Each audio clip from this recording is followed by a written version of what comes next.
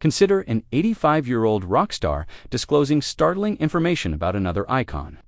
The conversation between Jefferson Airplane's GraceSlick and Jim Morrison of The Doors is more ridiculous than you may think. I guarantee you'll want to remain to the very end. Since it's a front-row seat to the crazy combustible 60s, this goes beyond simple old rumors. We're discussing broken strawberries, a one-night fling, and Grace's unvarnished assessment of a man who lived like a wildfire. So grab a drink, sit down, and let's see why GraceSlick's 85-year-old memories of Jim Morrison are still making headlines. GraceSlick, a rock star, was everything but ordinary.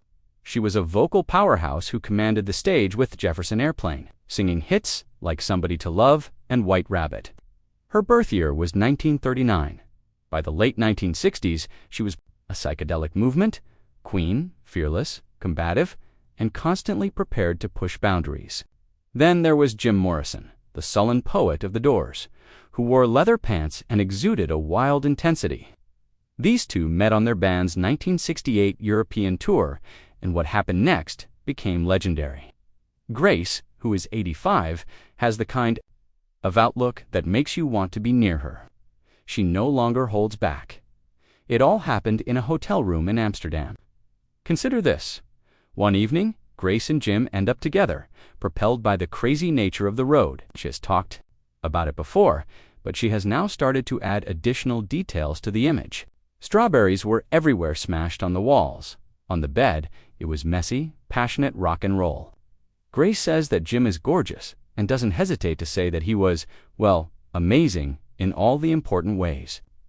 The irony is that, after that insane night, Jim left her, didn't call or write, he just vanished into his own world.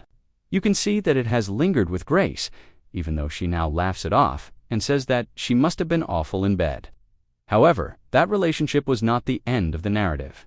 Grace saw Jim up close during that tour. He would eat anything people handed him, scream like a wolf, or strip down in the hallways. He has been called a human guinea pig, and she has treated his body as if it were an experiment. The fact that he burned out in Paris in 1971 at the age of 27 doesn't surprise her. Looking back at him at 85 with a mix of awe and pity, she told The Guardian that he was like a floating piece of art, beautiful but doomed. I saw the real him, and it was something else, is how Grace puts it. It's not an attempt to make fun of Jim. That's why her exposing him is so interesting. It's not a scandal, but rather the revelation of a memory. So why is she talking now? By nature, Grace is a straight shooter. Indeed, she is the type of outlaw who tried adding LSD to Nixon's tea once. Her wild side still exists, even though she has now traded in the microphone for paintbrushes. At the age of 85, she is reflecting on a life that defied convention. And Jim is a major character in that narrative.